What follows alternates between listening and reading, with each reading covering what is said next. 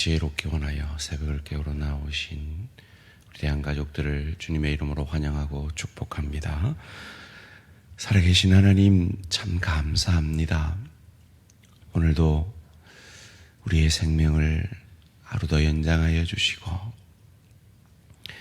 이 땅에서 한가위를 사랑하는 일가 친척들과 가족들과 함께 하나님 우리에게 주신 열매를 생각하며 맛난 음식 먹고 사랑을 나눌 수 있는 귀한 시간 허락하여 주시니 감사합니다. 하나님, 이 한가위에 오가는 모든 우리 대한가족들의 오감을 지켜보아여 주시고 일가 친척들과 만났을 때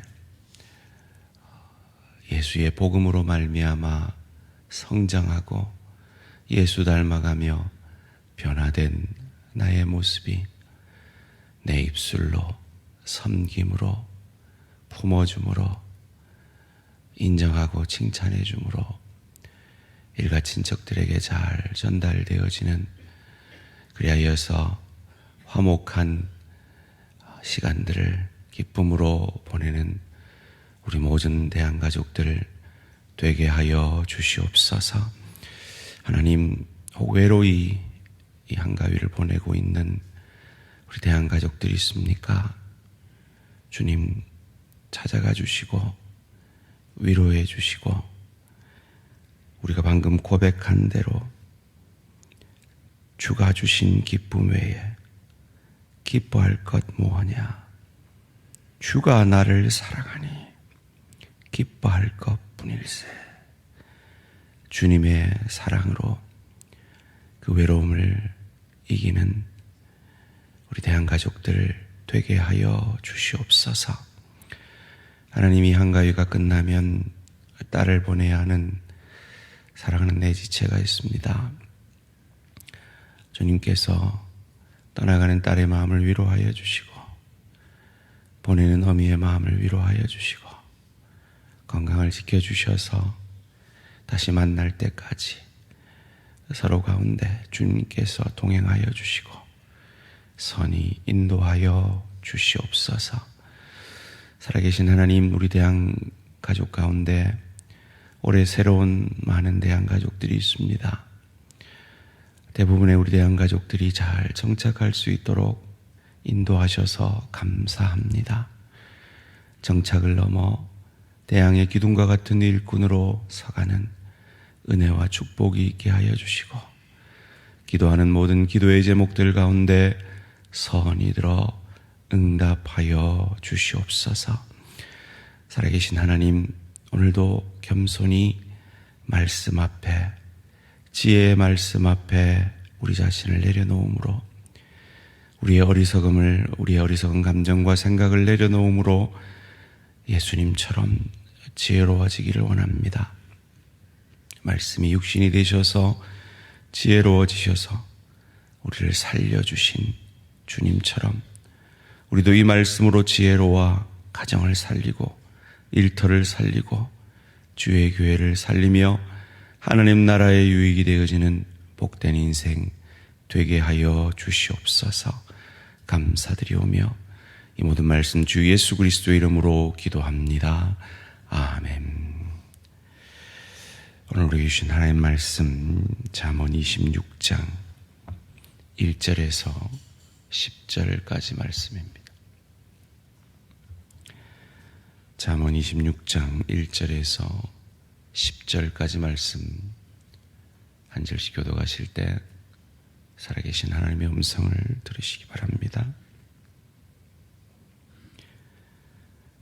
미련한 자에게는 영예가 적당하지 아니하니 마치 여름에 눈 오는 것과 추수 때에 비 오는 것 같으니라. 까닭없는 저주는 잠새가 떠도는 것과 제비가 날아가는 것 같이 이루어지지 아니하느니라. 말에게는 채찍이요 나귀에게는 재갈이요 미련한 자의 등에는 막대기니라.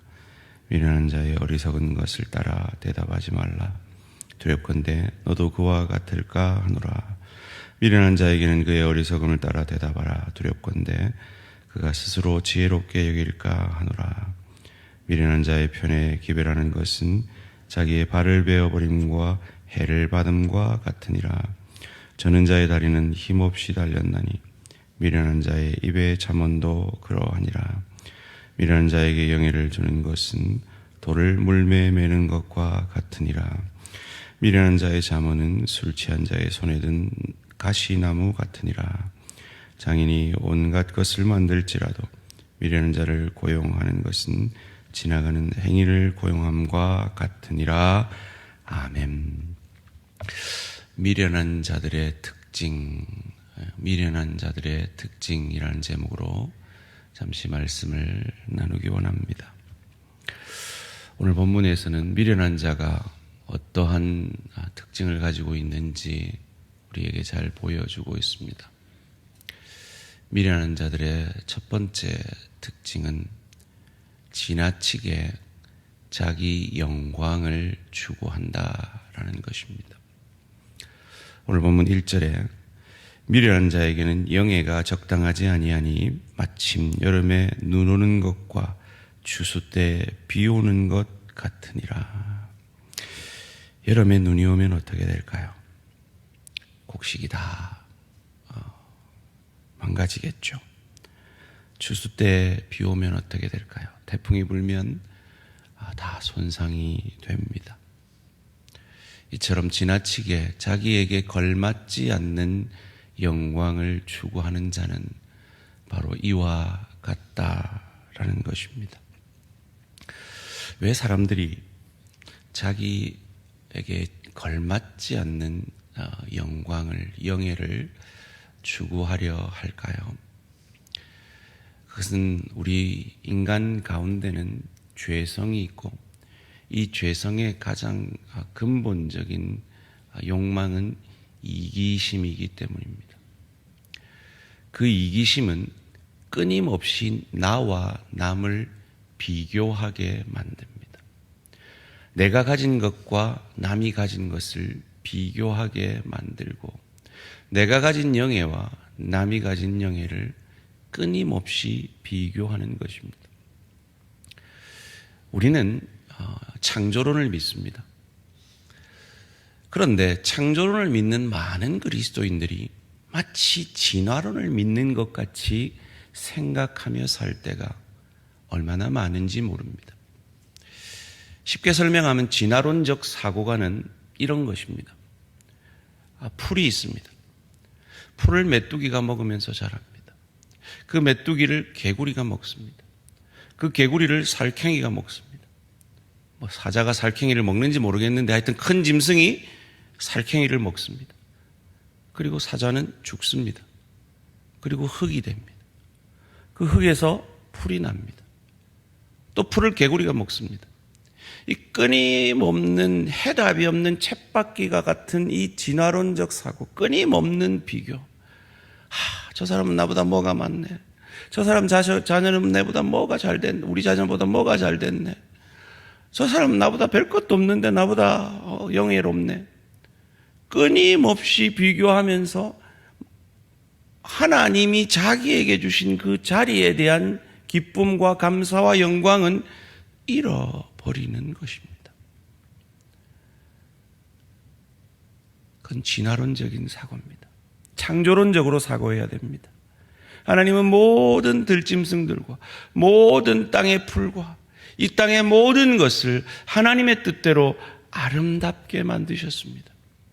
저와 여러분을 각자 모습은 다르지만 다 아름답게 하나님 뜻대로 만드셨음을 믿으시기를 주님의 이름으로 축원합니다.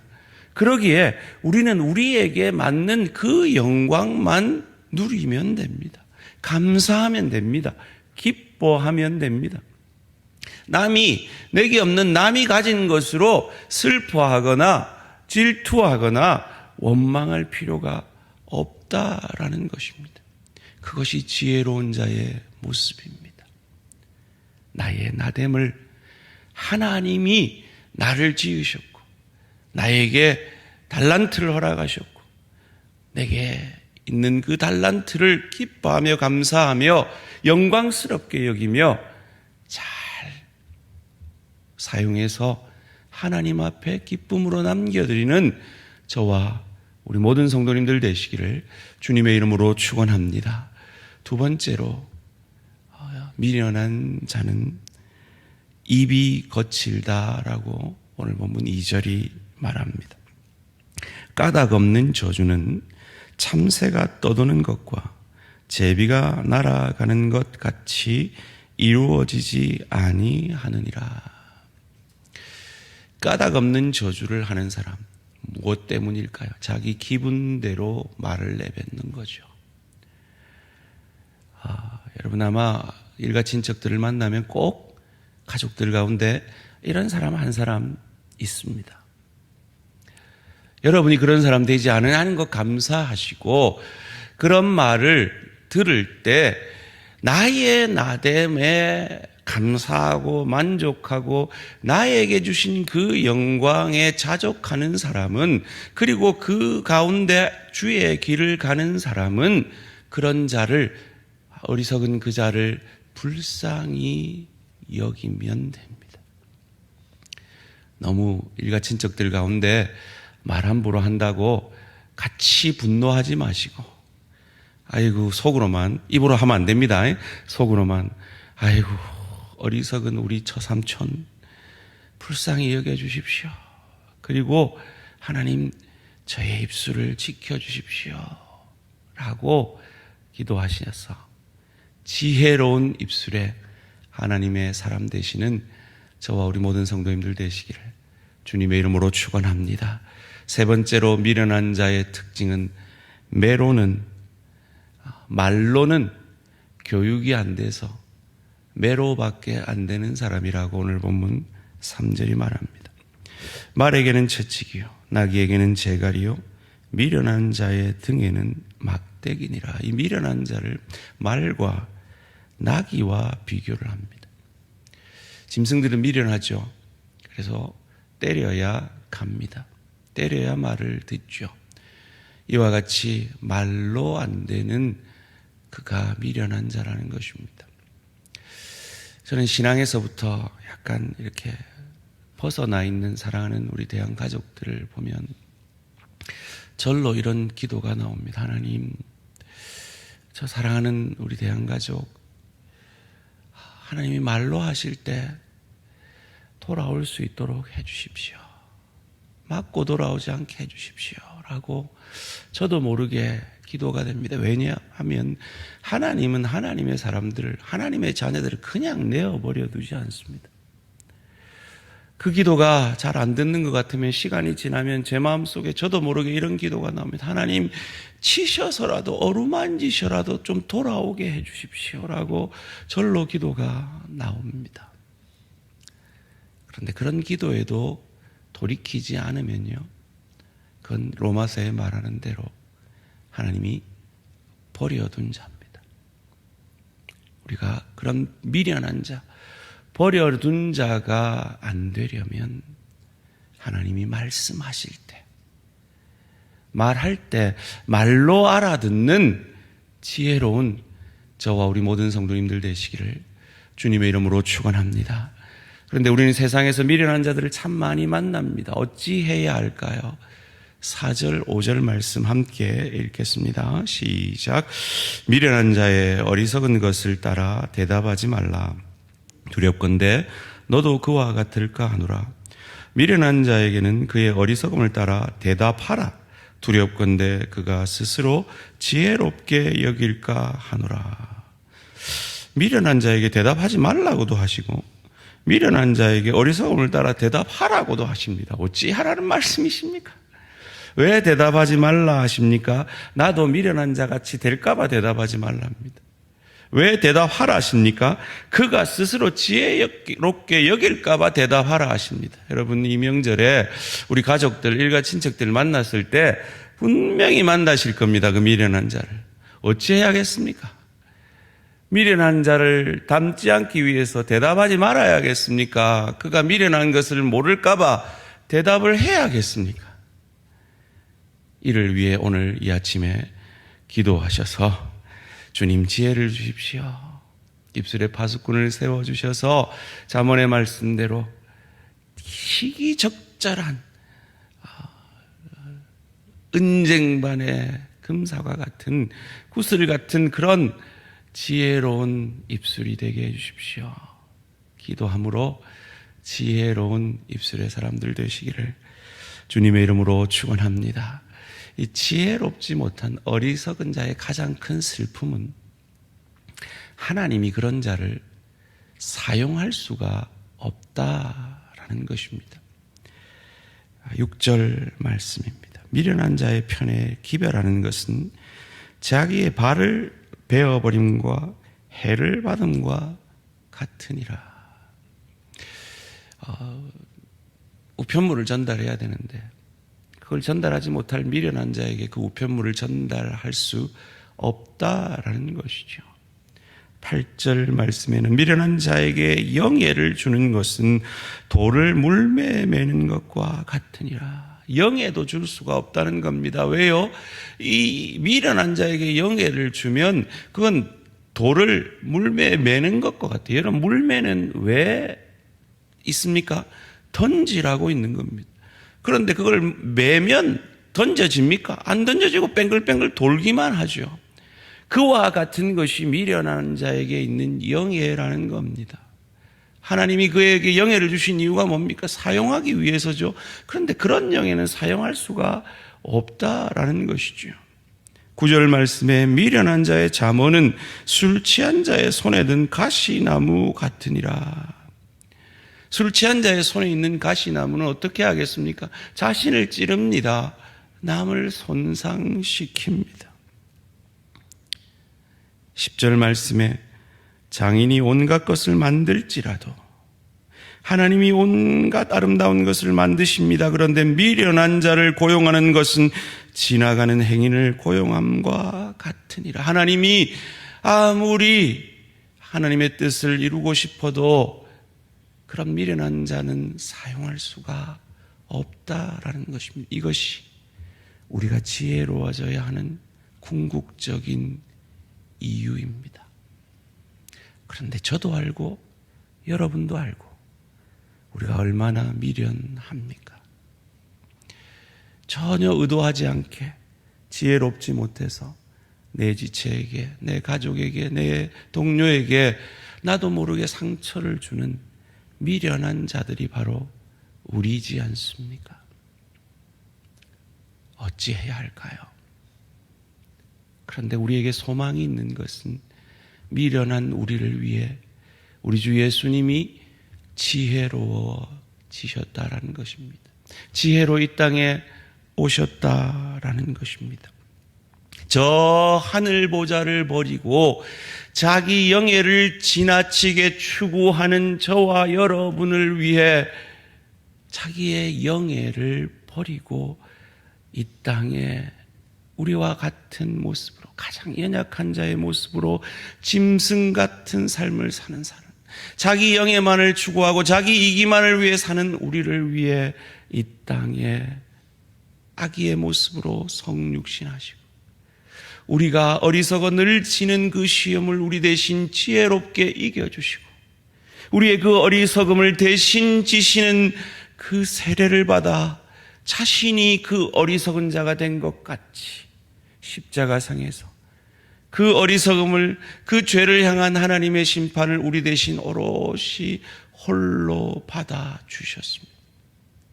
그 십자가상에서 천군 천사를 동원해서 자기를 멸하는 그들을 벌하실 수 있었지만 도살장에 끌려가는 어린 양과 같이 입을 벌리지 않으셨습니다. 왜요?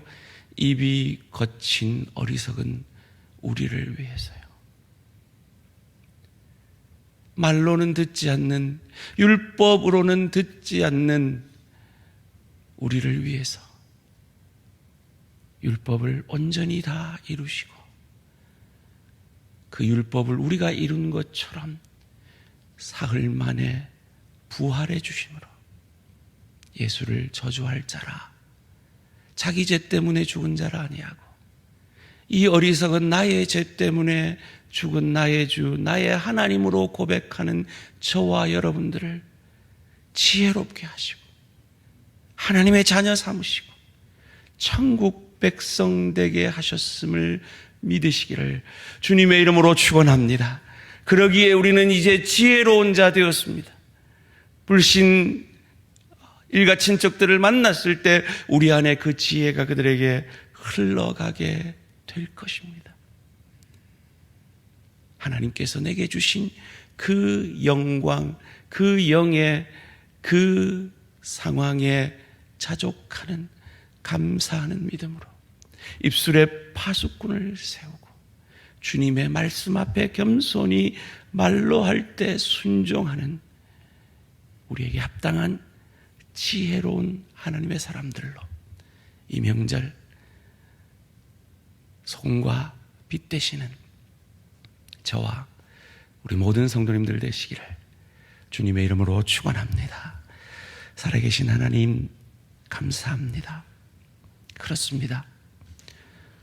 저희는 미련한 자입니다. 그래서 우리를 위해 지혜의 주님이 인간이 되시고 여전히 내게 합당하지 않은 지나친 영광을 추구하는 우리를 위해 늘 말로 내 가족을, 내 지체를, 내 동료를 상처주는 어리석은 우리를 위해 말로는 알아듣지 못해서 짐승과 같은 이기적인 삶을 사는 우리를 위해 죽어지고 부활하심으로 우리를 지혜롭게 하나님의 자녀되게 천국 백성되게 만들어주시니 감사 찬양 영광을 돌려드립니다. 이 구원의 넉넉함이 이 한가위 일가 친척들에게 우리 안에 계신 예수의 은혜와 사랑이 잘 흘러갈 수 있도록 우리의 입술을 주관하여 주시고 겸손함의 영광이 우리의 것이 되어지는 은혜와 축복이 있게 하여 주시옵소서. 살아계신 하나님, 자녀의 결혼식을 앞두고 있는 사랑하는 내 지체가 있습니다. 하나님, 그 자녀의 앞길을 인도하여 주시고 그 자녀들이 이 세상에 하나님 나라에 꼭 필요한 귀한 하나님의 일꾼들로 서가는 은혜와 축복이 있게 하여 주시고 오가는 모든 길 가운데 지켜 보호하여 주시옵소서. 감사드리오며 이 모든 말씀 주 예수 그리스도 이름으로 기도합니다. 아멘. 하늘에 계신 우리 아버지여, 이름이 거룩히 여김을 받으시오며 나라가 임하시오며 뜻이 하늘에서 이루어진 것 같이 땅에서도 이루어지이다. 오늘 우리에게 일용할 양식을 주시옵고 우리가 우리에게 죄 지은 자를 사하여 준 것 같이 우리 죄를 사하여 주시옵고 우리를 시험에 들게 하지 마시옵고 다만 악에서 구하시옵소서. 나라와 권세와 영광의 아버지께 영원히 있사옵나이다. 아멘. 오늘 러시아 이한우 선교사님을 위한 기도 제목입니다. 초신자 성도들이 말씀을 배우며 삶의 변화를 경험할 수 있도록 선교사님 부부가 러시아 성경을 더욱 열심히 연구할 수 있도록 여러 사정으로 고향에 가지 못하고 있는 북한 노동자들이 고향으로 돌아갈 수 있도록 초신자 성도들을 위해 선교사님 부부가 러시아 성경을 잘 연구하도록 그리고 북한 노동자들을 위해서 러시아 이한우 선교사님을 위해 기도해 주시기 바랍니다. 오늘 하루도 승리하시기 바랍니다.